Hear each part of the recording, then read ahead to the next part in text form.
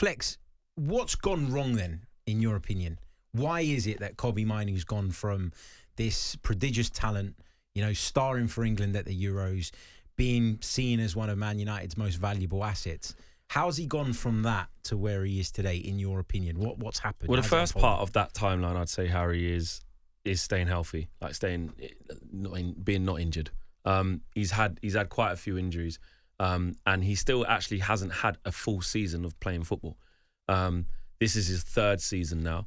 In his first season, he was injured in pre-season, and then we all know what happened when he made that debut against Everton late in the year, and what he went on to do was an amazing run. Then he got injured at the early start of last season, and then the manager changed, and all of the turmoil at Manchester United happened. And that leads me into probably the biggest reason why this has happened. So one thing is injury, got to stay healthy.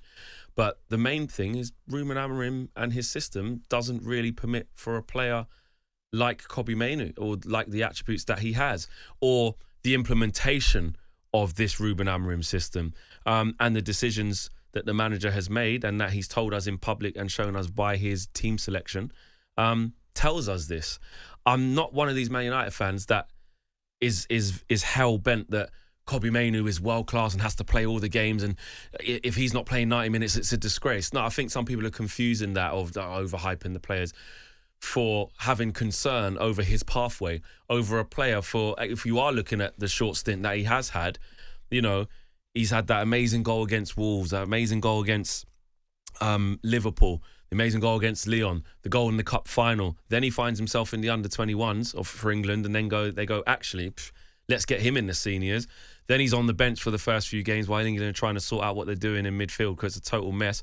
And then he finds his spot alongside Declan Rice and Jude Bellingham, and goes all the way to the final and looks very, very comfortable. That doesn't happen if you're not a very talented young footballer.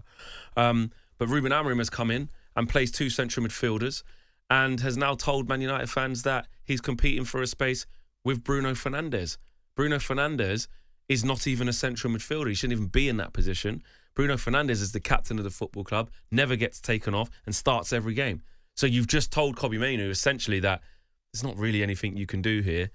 You're not going to play. And that's just crazy to me. I hope he just didn't mean to say that, because why is he not competing for a space with Ugarte, who's been poor? Why is he not competing for a place with Casemiro? He's even competing for a place in central midfield with Mason Mount. When Casemiro came off against Fulham, he takes off Casemiro and puts in Mason Mount into central midfield. Then Mason Mount comes off, then it's Ugarte.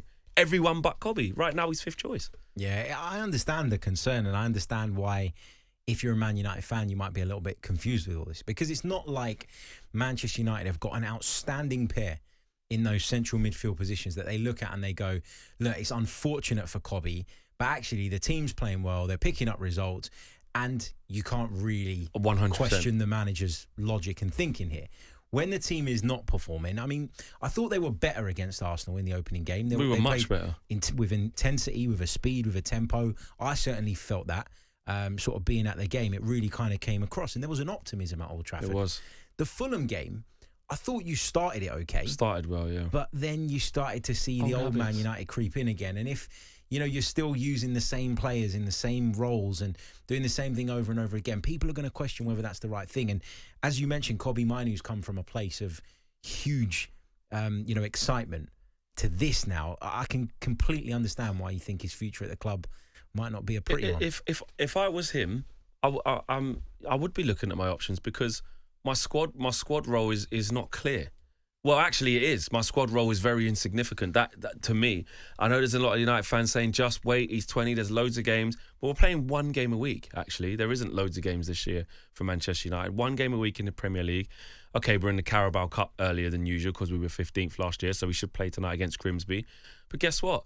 Is he going to be starting against Burnley off the back of a good performance against Grimsby? Probably not. I'll be shocked if he is. I hope he is. But, you're just hoping for that turnaround. You're hoping that we're maybe hyper-focusing on this and doing too much. But when you're seeing who's writing about this and the stories coming out, and versus the manager's decisions that aren't just from the first two games. He's been on record last year saying, that's another thing that's annoying me. Sorry, I'll get this off my chest. Is Man United fans therapy, man. It is, mate. People keep acting like last season didn't happen. Fair enough, you have to draw somewhat of a line to be able to move forward. But it happened, and he's played nearly I think he's played 44 games for United. So you're touching 50 games. That's a lot of games to work stuff out. So with the players that are already there. So your plan for him last year was, you said publicly, he needs to increase the tempo, and he prefers playing forward in the 10s. So he played him there in one of the Europa League games, and he was excellent. And then we didn't really see him there again after that. You love Mason Mount, so he's been playing. Ahmad is a right 10, not anymore, but he was. Bruno was supposed to be that. And then you've bought 2 new ones in Koeman and Bumo, which that's fine. They're really good. But you're basically telling Kobbie Mainoo that there's no space for you in this. And if that is the case, don't be surprised that he's looking at his options. I think Ruben Amorim's one of those coaches that he's got an idea of how he wants the game to be played. He's got a philosophy. And on the one hand, I commend that, because I think that the very best coaches do. They have a set of principles that they make sure everybody adheres to. They're non-negotiables, if you like. Yeah. That's what you call them nowadays. And I think that's a good thing.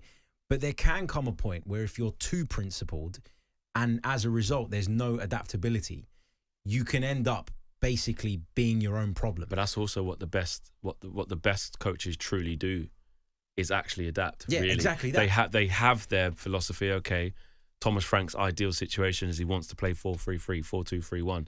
But I'm playing PSG. We're going 3-5-2, and this is why. Then we're playing Burnley next week. I'll bring back in some different players that aren't even mine. I've just got here. And I'm going to adapt. I'm going to go to City the following week. We're going to adapt again. That's what the top Pep does. Pep won a league with Fabian Delph. Yeah, exactly. Pep's putting centre backs at left back. That, that's adapting. That's, sometimes we actually call that probably what's going on. Why is he overthinking it? Do you know what I mean? That's what I mean. Everything's a balance, right? Yeah. You can either be too principled, then it holds you back. You can be too much of a tinker man, if you like, and that can mess you up because there's no continuity. Exactly. You've got to find that balance. Got to find the balance. It feels like Amorim's so far down the side of the scale where it's about my way or the highway, that he'll allow good players and good things that he already has at Manchester United to be completely discarded. Discarded for a system that isn't working. Yeah. At this stage, there is no evidence to suggest that this system is working or even beginning to. Now, it is early into this season, so I understand we have to let more games pass by. Once we get to 10 games, we're going to have a real understanding. Maybe not even that. It might even be 5. But 10 games, you should understand what's gone on. You've played a mixture of some teams at the top that you get up for, and you might get a different performance, and some teams in the middle or down the bottom. 10 games. So I understand that, but I'm not seeing enough improvement. And when you're talking about the rich history of the club and the traditions of the club, which is bringing through young players, giving them pathway, not making them the man, but making sure there's a pathway. And he's got like a track record in terms of Kobbie Mainoo of actually putting in some work, and you can see the talent. It's alarming. Yeah. It's alarming. It is. You played Grimsby tonight. It's a chance to get your first win of the campaign. But I guess it's a game that you can't really win in if you're Man United, because if you win, everybody says, well, it's Grimsby and you should absolutely be able to. But there is that small risk that if it goes badly, all these issues that we've just talked about, they become blown up and even bigger than they already are. It's it needs to be an impossible thought that Man United can lose against Grimsby tonight. If it is, in my opinion, that's a sackable offence. Yeah. Like with how bad we've been, if they find a way to dismantle this Man United team, it means that your way of playing, what you're doing to this team, is completely and utterly flawed. It's finished if it gets undone by League 2 Grimsby.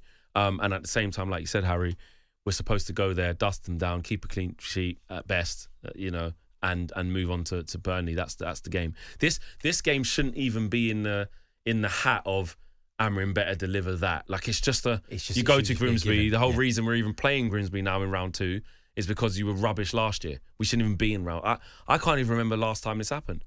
Do you know what I mean? So,